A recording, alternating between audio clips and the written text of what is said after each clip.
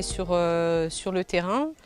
Nous avons souhaité que les personnes qui avaient participé hier à la restitution finale du projet puissent voir concrètement et être dans les conditions et voir dans quelles conditions tout ce projet a pu être mis en œuvre.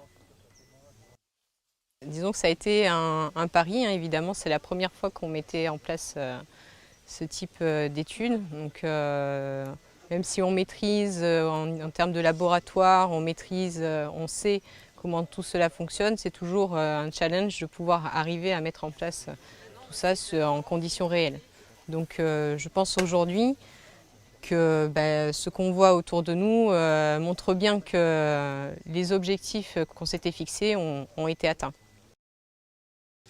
Alors ce projet, c'est un projet qui a quand même duré 3 ans.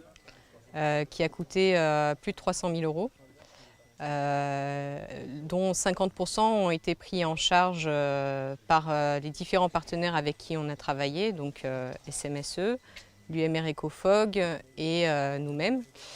On a évidemment, donc c'était compliqué de pouvoir mettre en place tout ça, mais chaque partenaire a été vraiment extraordinaire là-dessus, a participé, s'est impliqué et notamment donc SMSE qui nous a permis et a mis toutes les conditions nécessaires pour qu'on puisse réaliser et mettre en place ce projet. Alors évidemment, hein, on n'a pas encore tout étudié, il y a encore beaucoup de choses à voir. Même si ces arbres ont bien fonctionné dans certaines conditions, on a pu voir que certaines espèces étaient plus favorables dans d'autres conditions et qu'il fallait sélectionner donc, ces espèces-là en fonction du milieu dans lequel elles étaient amenées. Et il y a encore beaucoup d'autres choses à faire, notamment on peut imaginer de développer la partie plante de couverture pour tout ce qui est maintien des digues, pour éviter l'érosion, pour permettre de stabiliser les sols.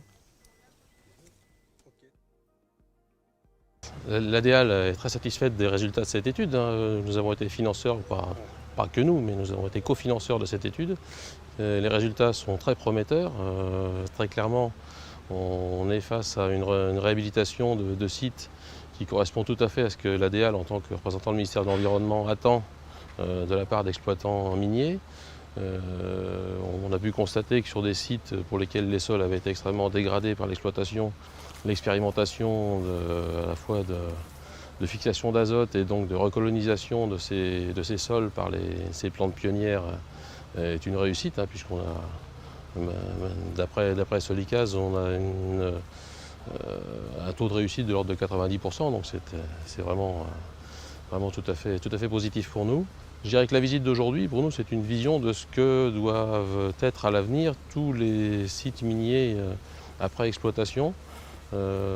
C'est la vision qu'un certain nombre d'opérateurs miniers ont en Guyane dans le cadre d'une démarche de mine responsable.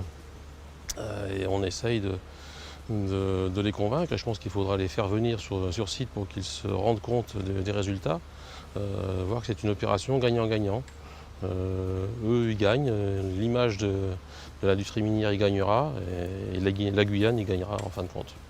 Donc cette expérience entre les deux entreprises a été extrêmement enrichissante. Ça a permis un transfert de compétences vers les salariés de la mine. Ça, c'était la partie la plus bénéfique.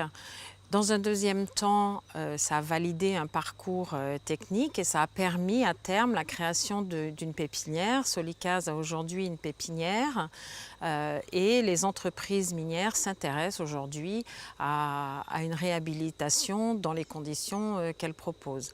Donc pour nous, c'était une parfaite réussite. Les plans sur la mine sont extrêmement vivaces et nous sommes très heureux de cette expérience innovante et enrichissante.